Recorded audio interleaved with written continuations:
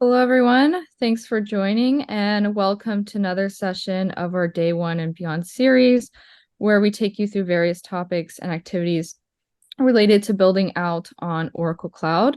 Our today's session is Oracle Cloud Adoption Framework, where we will cover a quick overview of OCI Cloud Adoption Framework and update on the latest resources from the cloud adoption team to help customers in their cloud adoption journey. I'd like to introduce Pablo Sanchez, a Director of Product Management, Cloud Adoption, and Radesh Gupta, Principal Product Manager, Cloud Adoption, as the main presenters. And with that, I will hand it over to Radesh. Okay, yeah, thanks, Olivia. Cool. Good morning, good afternoon, evening, wherever you are in the world. Welcome to this Day One and Beyond webinar installment. This one is about the OCI Cloud Adoption Framework, the art and science of adopting the cloud. Pablo, would you like to introduce yourself? Absolutely. Thank you, Radesh. And thank you, everybody, for joining us to this webinar that we have today. So as Olivia and Radesh said, I'm the Director of Product Management of Cloud Adoption here in OCI. I've been working with OCI for a little over 2 years, and we are very excited to share with you a lot of the best practices that we have learned from our customers. Hey, everyone. This is Radesh Gupta. I'm the Principal Product Manager on the Cloud Adoption team here at OCI. So the agenda for this webinar is as follows. So we'll first start with why a framework like CAF is needed. What is OCAF? OCAF is the same as OCI Cloud Adoption Framework, and what the OCAF pillars are. And then I'll give you a quick peek into the OCI landing zone with a screen share. And then I will give you the links to the OCAF resources, and then we will close it with like next steps or like takeaway. Let's get started. So what is CAF? So CAF is a standardized approach. It will be important for organizations to understand where they are in their cloud adoption process, acknowledge their current progress, and identify what they need to do. So it provides a structured framework or a blueprint to think about how you want to plan, execute a successful cloud adoption journey. So before I actually get into cloud adoption, let me start with a real world analogy, like running a marathon. So let's say you're planning on running a marathon, and this is your first time doing so. As you know, running a marathon is challenging. It can be dangerous. It can be extremely rewarding. So we'll do a very quick role play here. Pablo, let's say you are going to be running a marathon. What are the things that you would take into considerations to successfully complete a marathon? Well, I'll be honest with you. I have never run one, so I'm a bit overwhelmed by the question. And actually, to be honest with you, I'm not much of a runner myself. So I would say it's overwhelming. It sounds like a very complex task, and I have no idea how to do this. I mean, I imagine I would need to start training. I probably would also need to start eating better, having a nutrition plan. Then, a marathon is 42 kilometers. I read that the world record is a little bit over 2 hours. And I also think the limit is close to 8 hours, right? So it's going to be important to understand how to run this. What's the goal, the realistic goal that I should establish for myself? And then, I don't even know if I need like the special shoes. I've seen some very expensive shoes. Do I really need those, or are those ones that only the professional runners should be thinking of? So I don't know. It sounds complex. It sounds very complex, but I feel that probably somebody has already done this before, right? So is there anything that you would recommend me to understand how to approach this huge task by itself? Yeah, absolutely, Pablo. Like I think, like you mentioned, right, running a marathon for the very first time is kind of very complex. And, there are so many different considerations to keep in mind to make sure that, the runner has a successful, completion of the marathon. So here is where we have what we think is the best approach, So when we think strategically about organizing the efforts and coming up with a plan for running a marathon in a very systematic way, we naturally tend to take a framework-based approach. So frameworks, what is a framework? A framework provides the overall plan. When I say plan, it includes strategy, support, resources needed, and everything that comes into play to accomplish a goal. For a marathon, there are like 6 areas to focus when planning on accomplishing the goal. The 6 areas can be divided as goals, people, health, planning, training, and reporting. Let's get into each of those areas and understand what they entail. The first and foremost aspect of planning is identifying the North Star goal. For someone, it could be, like a motivation to improve the fitness. For others, it could be something like getting a gold medal. For someone, it could be just part of, like their health journey. It could be about losing weight. It could be anything else, right? So once that goal has been identified, the next aspect that needs to be tackled is securing support of people in your life. You need to get buy-in from family, from your coworkers, and also a personal trainer. These are the people that need to be supportive of this task that you're taking up on. So, and the next one is, like about health. You want to make sure you work with a doctor, work with a physical therapist, and also use like a heart rate monitor, because running a marathon can be extremely hard on your heart, and you want to make sure that you are not jeopardizing your health while you're trying to achieve this goal. And as for planning, like you need to pick a training location, a schedule for training, taking into consideration of your work and personal life balance. So there is all those things that come into picture when thinking about planning. And then when you're talking about the actual training, we want to zero in on the technical details, like researching and buying the right kind of shoes, like exactly like Pablo was just mentioning. It's extremely hard to pick and choose the right set of clothes, the right set of shoes, and like, what works well for my run, so that needs a lot of thought here. And then obviously, like, you need to make sure that you're going to the right gym, because there are different types of gyms, as you know. There are gyms that are training you for getting muscles. Some of them are about like functional training. So you want to pick and choose the right kind of gym depending on what your specific needs are.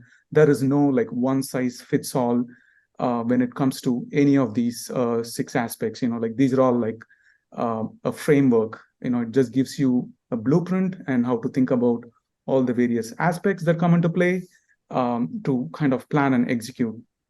So the last step, of course, is about like reporting and making sure you're like tracking your progress. For this, you might want to have an app on your phone that tracks historical data, and a device that you wear. It could be like a smartwatch, or like a Whoop band, or any of those gadgets that you could wear, which gathers data from you.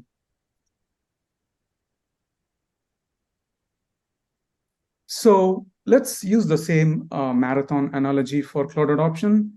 If you think of a migration project as a sprint, then a cloud adoption journey is like a marathon. Similar to running a marathon, the cloud adoption journey, or cloud adoption cloud transformation, enterprise cloud transformation, is a multifaceted, long-drawn process that requires strategic thinking, planning, and execution. So before you can embark on a cloud adoption journey, you need to plan holistically, take into consideration of the various factors before executing the transition. Pablo, let's do a role play again. Let's say you are the COO of an enterprise that is embarking on a cloud transformation project.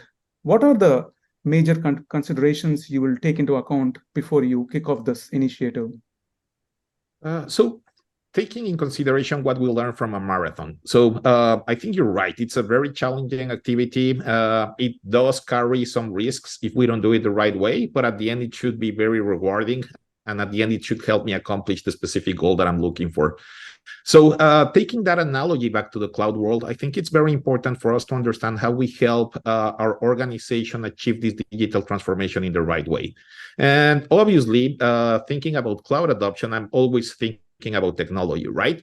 But based on what I'm thinking and doing the analogy with the marathon, it's not only about running. I know that I need to run, so just as I need technology to adopt the cloud, but I think there are some steps that I need to complete before. I first of all need to understand if I'm the right person to run a marathon. Am I fit enough? Am I healthy enough? Are my joints healthy enough to endure that kind of race? So I need to understand if I'm the right person to do it, which, based on the framework that you presented, I think that I'm the right person. But, I was surprised by one number that you added there, 20 hours per week. So that's going to mean that I will have to lose 20 hours per week in some other activities, right? So I need to talk with my family to understand if we can, as a family, ensure that I can commit that time to the training that I will need for the marathon. I also need, as you said, to talk to my doctor, to my physical therapist. So it's very, very important for all of my team to be ready to embark on this journey. They are fully aware of what's the goal that I want to achieve so that we can all be on the same page and actually start driving this in the right direction. So that means at the end that I need to work on a process that will help me translate that specific goal that I have into the technology or let me call it training implementation that I want to do as I'm embarking in the cloud. So I feel that these are the three main components that I need to think of. They are not in order. I think that the order will depend on my specific situation, but I do feel that we need to talk about these people, technology, process as we always do in this type of adoption projects. So I think this is the key factors to consider when we are thinking of running a marathon, or in this case, adopting the cloud for our organization. Absolutely. Yeah, you're right, Pablo. When it comes to cloud adoption, it's a complex process that expands beyond just the technology implementation that most people tend to think about.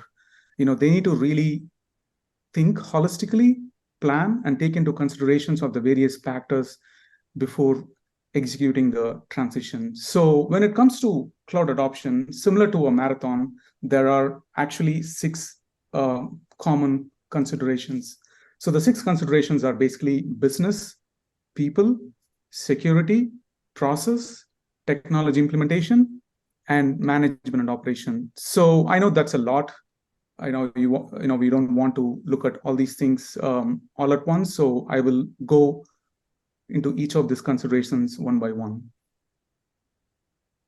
So the first and foremost consideration is business. Obviously, I'm not saying this is the order. It could be in any specific order depending on what your organizational unique requirements are.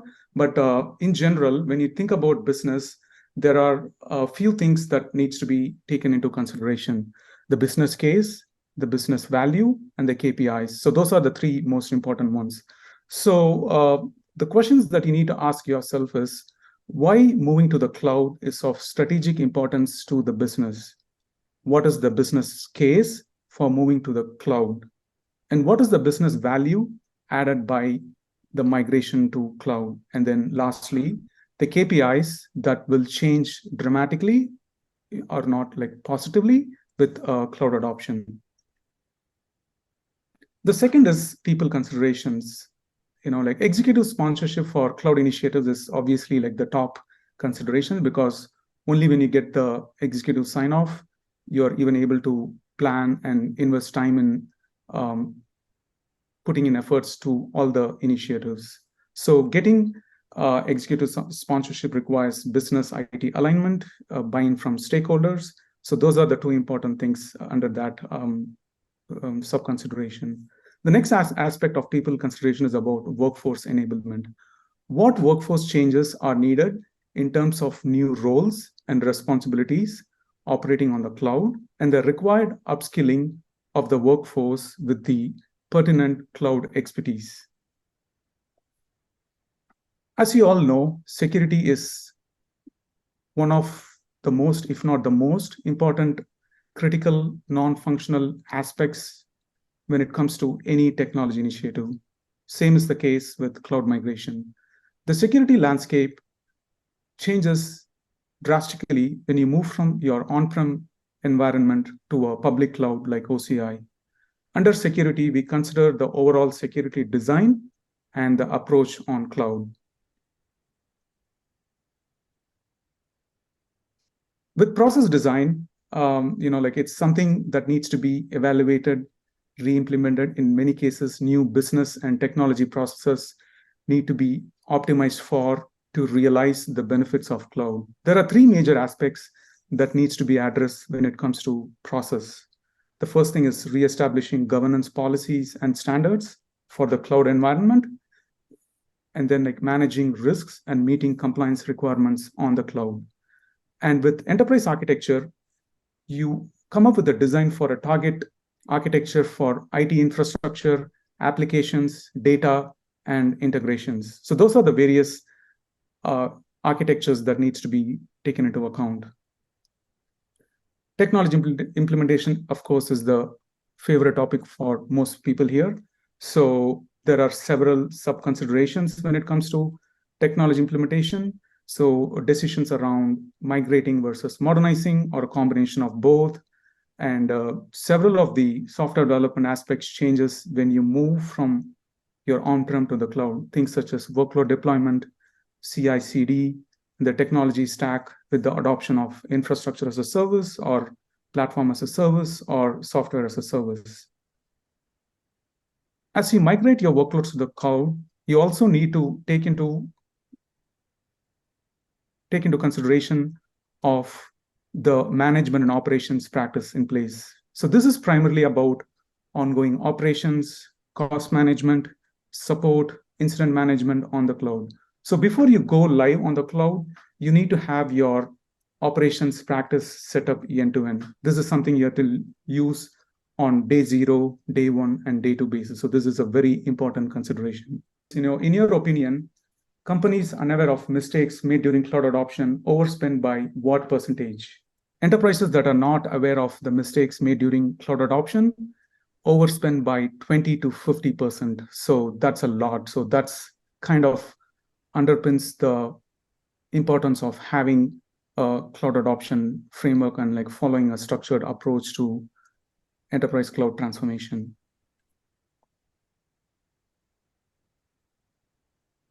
So, as I've explained over the last few slides, cloud adoption is a complex process, and you need to have a solid foundation and a blueprint to help organize all the various aspects of the cloud transformation project, and each of those things map to the 6 stages described in OCAF. So, what is OCAF? OCAF is actually a body of work that includes thought leadership, resources, tools, and a blueprint for enterprises to adopt the cloud in a structured manner. You all know that CAF is an industry standard, and it is and it has been leveraged by enterprises that have adopted cloud successfully. So it actually includes past customer experiences. It includes all the other things like technical implementation approaches with extensive guidance on landing zone. And in some cases, when you're using a service integrator for the migration, or if they don't have a framework, you can leverage the OCI CAF to accelerate your migration to the cloud. So the OCI CAF has 6 pillars, which map one-on-one to all the 6 considerations that outlined in the previous slides: the business strategy, the people strategy, security, process design, technology implementation, management, and operations. So we will get into each of these aspects in the rest of the session. So Pablo, let's do a role play again. As the executive of your enterprise organization, which one of these pillars will you focus on first, and why? Perfect. So let me bring over again our marathon analogy here. So I would definitely start with the business strategy. What's the goal that I want to achieve? And we talked a little bit about this. Do I want to break the world record at 2 hours? Do I want to complete it at 8 hours and just get my medal? So as you might imagine, it's going to depend on this answer on how I am going to structure all of the strategy for my training approach to be preparing for that marathon. It's going to be exactly the same for my organization. What do I want to achieve is probably the most important component, and that's why we always like to start with the business strategy. So this business strategy will help me obviously define that goal. It's obviously going to help me create a business case that justifies the investment that I will need, and will help me highlight the value. Then we can talk a little bit about people strategy, which covers the first of the three main components that we were talking about: people, process, technology. So let's focus on the first two first. So let's go to the next slide, please, Radesh. Let's talk about business strategy. So why is this so important, as we were talking about? For an organization, it's going to be critical to understand what is going to be the benefit that they will achieve by adopting the cloud. We have heard several reasons. Probably some of the best ones that I have personally heard is, I want to be faster to market. I want to gain agility, and I want to provide services to my customers faster. That's a great goal. What's another great goal? Hey, I want to have access to technology that I don't have access to right now. I don't have all the amount of money needed to grow my data center to buy the latest hardware. So guess what? Instead of just procuring additional hardware to my own data center, I can leverage all of the technology that is available in the cloud, and I don't have to do a big upfront investment. Those two are great goals. What other ones might be the ones for you? Hey, I want to get out of the data center business. By using economy of scales, these hyperscalers can probably provide the same service that I'm running today at a cheaper cost. So that's also a great strategy. Now let's talk about the other ones, which are not great. So we have also heard, well, everybody else is doing it, so I should do it. Probably not the best approach to define a goal for cloud adoption. Or, hey, I just want to reduce cost. Okay, but what cost? What's the specific cost that you want to reduce? So we have to be very critical about what's the goal that we want to achieve, and ensure that then we build a business case that supports this.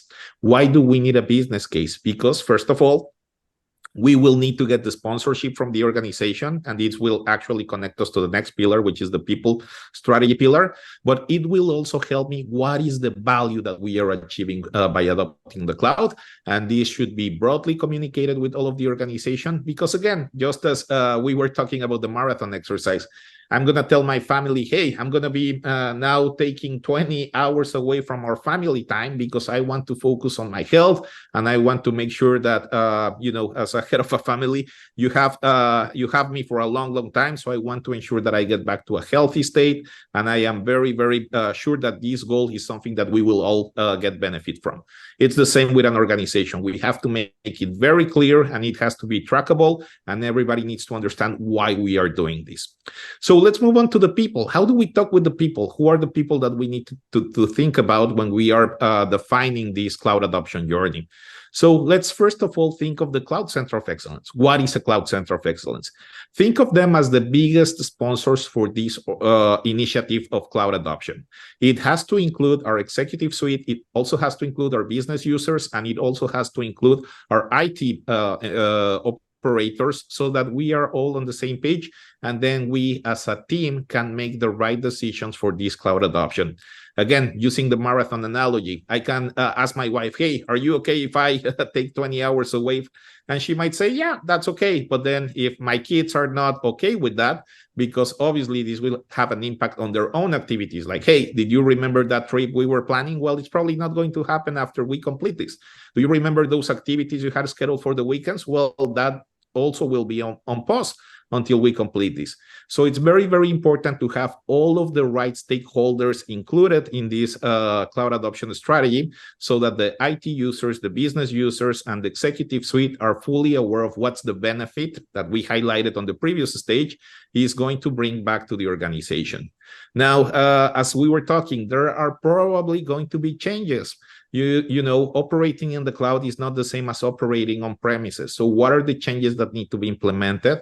And the most important change, and this is a lot of times quoted as the #1 blocker for cloud adoption, is skilling and readiness for our people.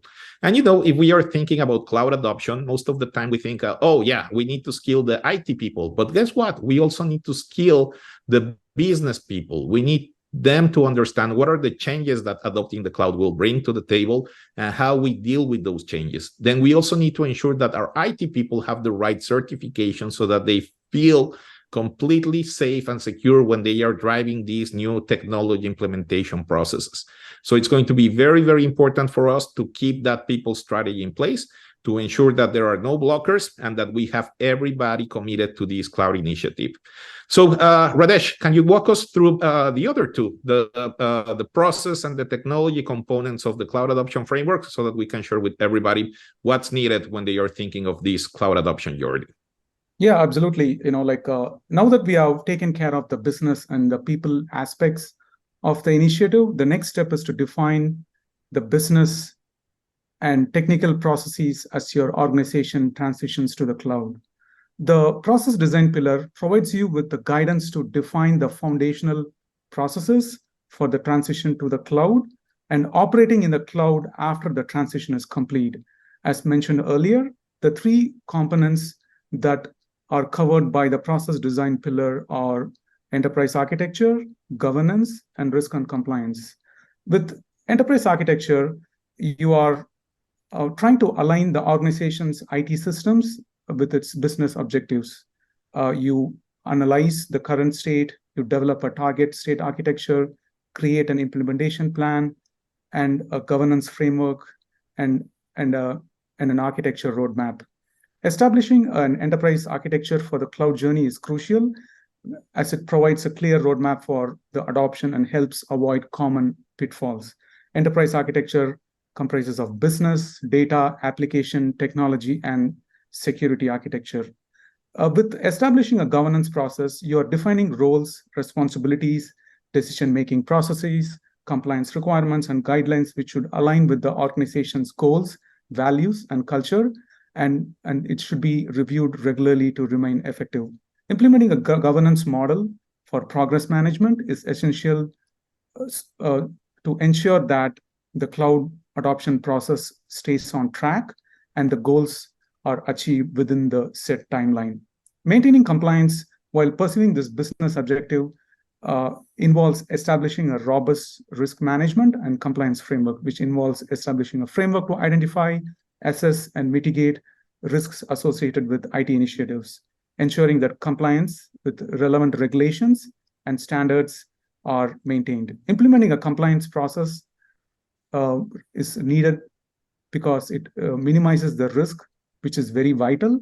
And then it also ensures that the organization adheres to the legal and regulatory requirements while adopting the cloud technologies. The Oracle University lesson that I will link to you at the end of this webinar goes into details of the process design and will give you a very good understanding of what are the different aspects that needs to be considered. So now that we have addressed business, people, and the process aspects of cloud adoption, let's talk about security. Security is one of the top challenges in the cloud adoption as the landscape changes vastly. Usually, security is brought up as either the number one or the number two blocker when it comes to adopting any new technology, and same is the case with cloud. The security pillar of OCAF provides recommendations on how to leverage OCI's portfolio of security services and the features to address the security and compliance needs of your cloud transformation. Specifically, you get a rich set of recommendations for identity and access management and guidelines on enabling your security team with the OCI tools and services. It is important to note that you want to look at the security operations as an adoption enabler and not as a blocker. And the recommendation is around enabling and empowering the security operations early on rather than as an afterthought. So now that all the four fundamental aspects have been taken care of, the other one that comes into picture is operating and managing your cloud environment. So this is very important because the landscape is very different from on-prem to the cloud. So you need to come up with a strategy, plan, and implementation for operations on the cloud. So the OCI CAF classifies the management and operations activities into 4 categories: observe, optimize, operate, and support and incident management. When we're talking about observing your cloud environment, we want to make sure we understand what's happening in our environments in real time. This could help us gain visibility so that actionable insights can be derived, which in turn can help us manage our cloud environments better. The information gathered from observing our environment is what will be used for the next silo, which is optimization. So when we're talking about optimization, we are talking about things like right sizing or decommissioning unused resources. Additionally, optimizing your environment helps you meet performance objectives as well as cost requirements as it becomes an ongoing activity. The operate silo is what we refer to, which includes activities like maintenance, onboarding new workloads, managing the Oracle/OCI product lifecycle, and then managing your multi-cloud environments. The last silo is the support and incident management. So this is very, very important, like with on-prem environments. So this is about minimizing service disruptions by responding to OCI incidents and events with OCI services, and by integrating OCI notification with your existing ITSM tool, such as ServiceNow.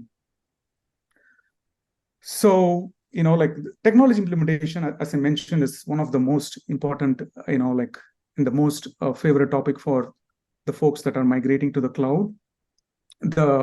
Since the infrastructure landscape changes completely, we have some customers take several months to onboard to OCI. So this is rather a long time to value and not acceptable for most organizations. So that's why we provide what we call as a landing zone. So a landing zone is, in a generic sense, is a specific area where an aircraft can take off and land safely and securely. In the context of the cloud, a landing zone is a designated cloud environment where you can safely and securely deploy your workload in a repeatable fashion. A landing zone is a purpose-built, designed for fit for your organization's need, and it's properly managed with a clear ownership, and it provides a safe and repeatable deployment experience. So landing zone helps you jumpstart your cloud environment, and it enables rapid onboarding to OCI. How? It helps you with a one-click single deployment of multiple OCI services in a best practices fashion, and it helps automate all the lot of decisions that you would have to consider manually, and all of that is packaged and provided to you as a landing zone. So it is like prescriptive, it enables faster onboarding, it accelerates your time to market by helping you reach your end customers fast.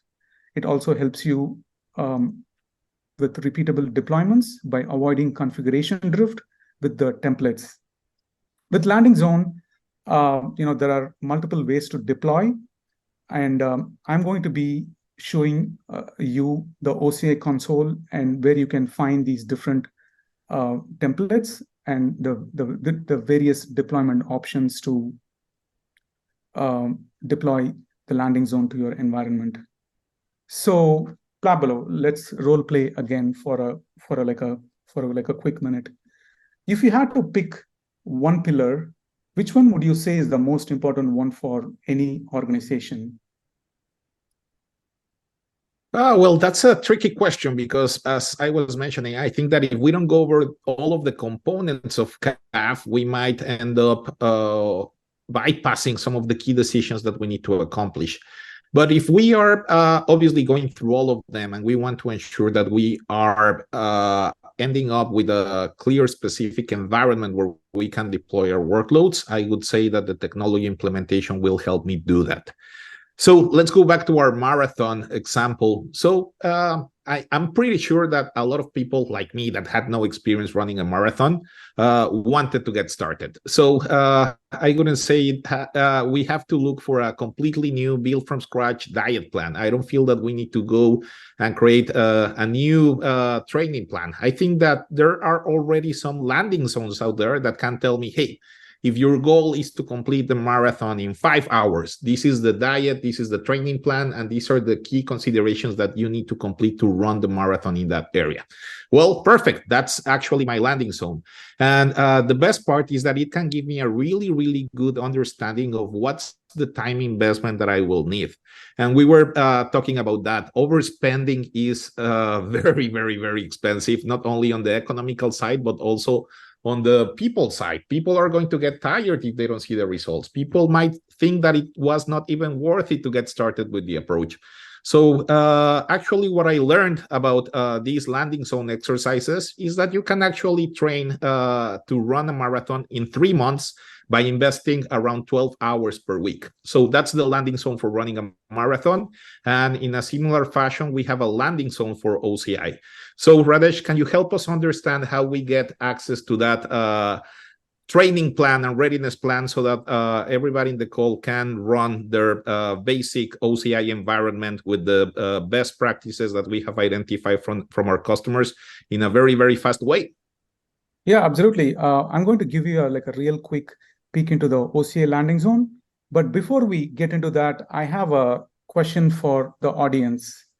Which of the 6 pillars are recommended as mandatory by OCI CAF? Please post it in the chat. Framework does not recommend any of the pillars as mandatory. It's, there is no one size fits all that works for every organization.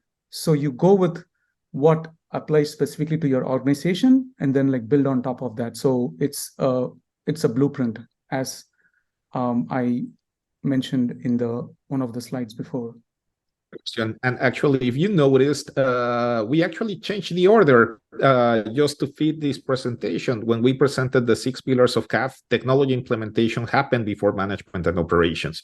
What we have seen is that for a lot of our customers, they actually want to think of what's going to be the observability strategy before they start with their implementation efforts. Why?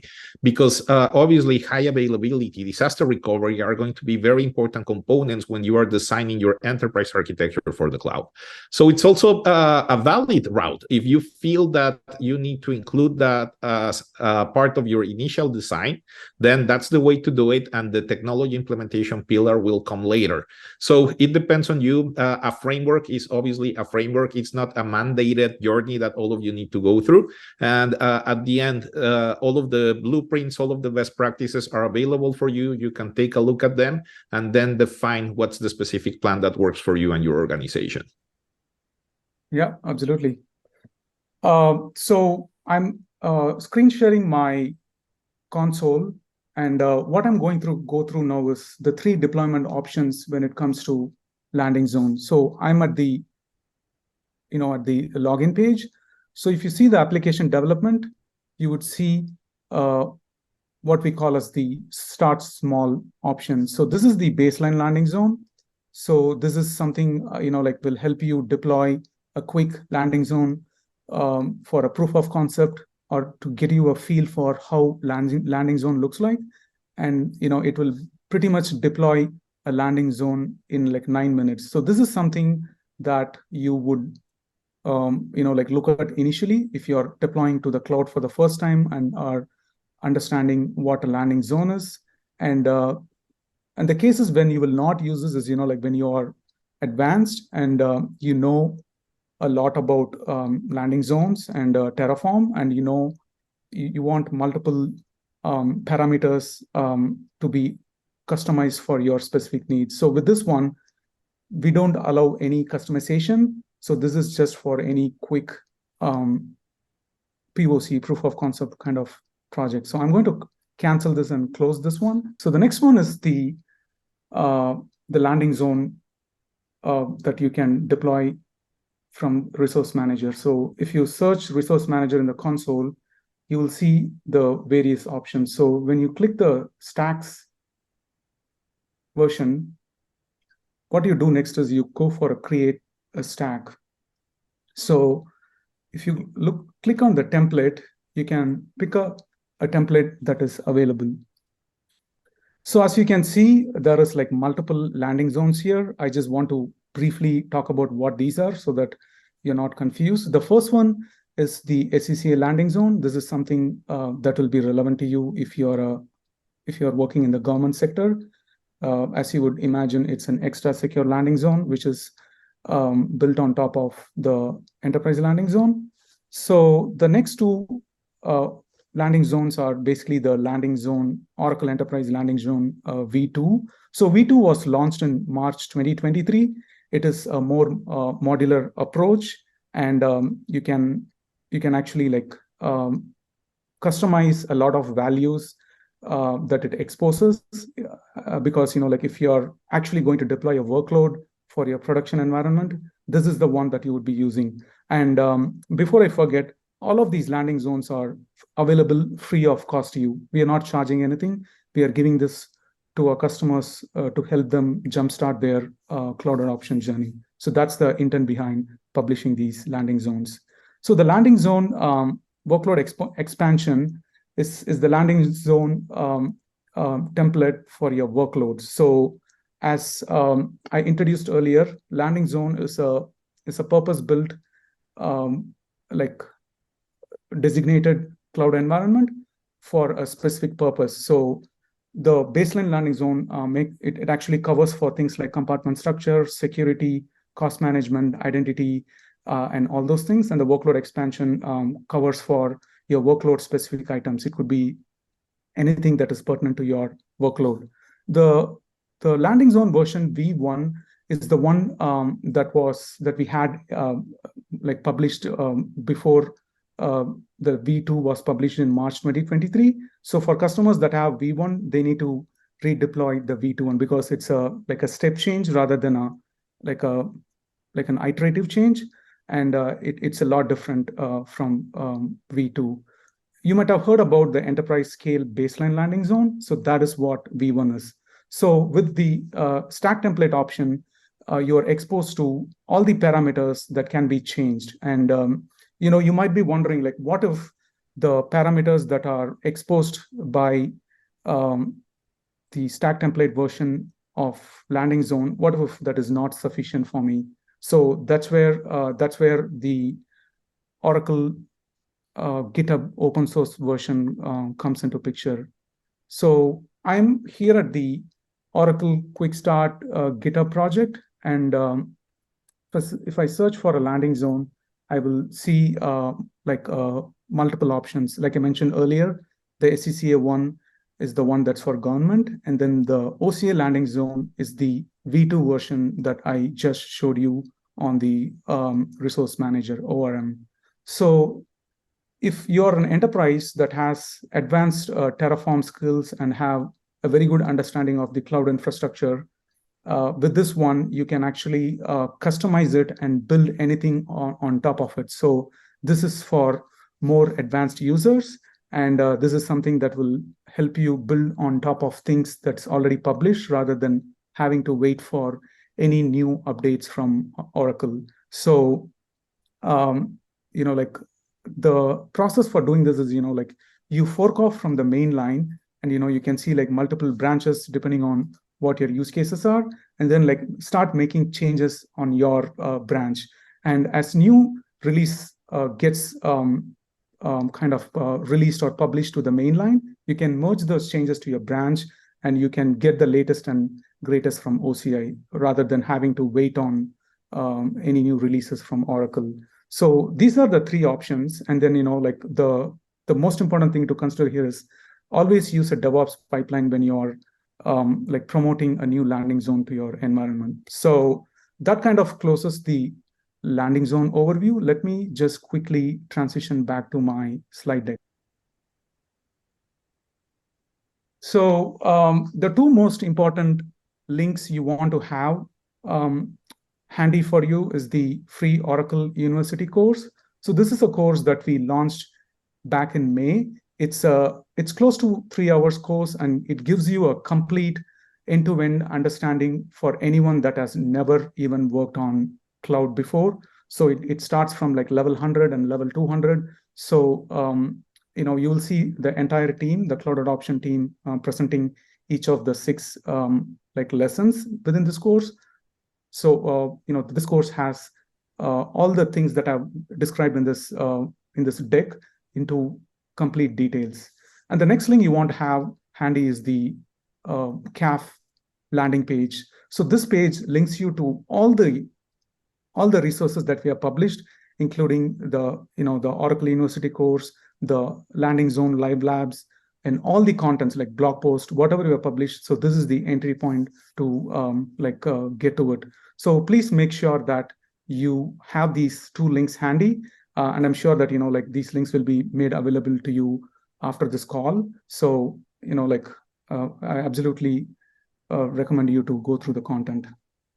So what is the takeaway, or what are the next steps here? The first one would be to review the content and also go through the knowledge check in the free Oracle University course. I think that's what will help you to get the most understanding of what is being taught here. So it's like a crash course, and it gives you all the content. So once you have that content, the knowledge that's provided there, you're pretty much to a good start to understanding the rest of the content that gets built on top of it. And as a thought exercise, I highly encourage you to apply the CAF principles that you learned in this webinar to your own organization. Think about if your workforce is organized in a way to benefit from adopting the cloud. Do we have the right business strategy to benefit by moving to the cloud? Do we follow the best practices for operating workloads securely and efficiently? Do we have cost optimization practices for keeping a tab on the cloud spend? Do we have a management and operations strategy to succeed in the cloud? Do we have the right skills to operate the cloud real estate, or would we require a partner? So these are some of the high-level questions that you want to think through and apply the principles that you learned here, as well as what you will learn in the Oracle University course. So that will really help you understand and take home the most important things that we want to pass on with the content that we provide from CAF. I thank you so much for taking this time to be here. If you have any questions or feedback on OCI CAF, please reach out to us at the Framework Worldwide email address. So with that, thanks everyone for joining us today. And thanks again, Pablo and Radesh, for a great session. Hope everyone had a good learning experience today. Thank you. Bye-bye. Thank you. Bye.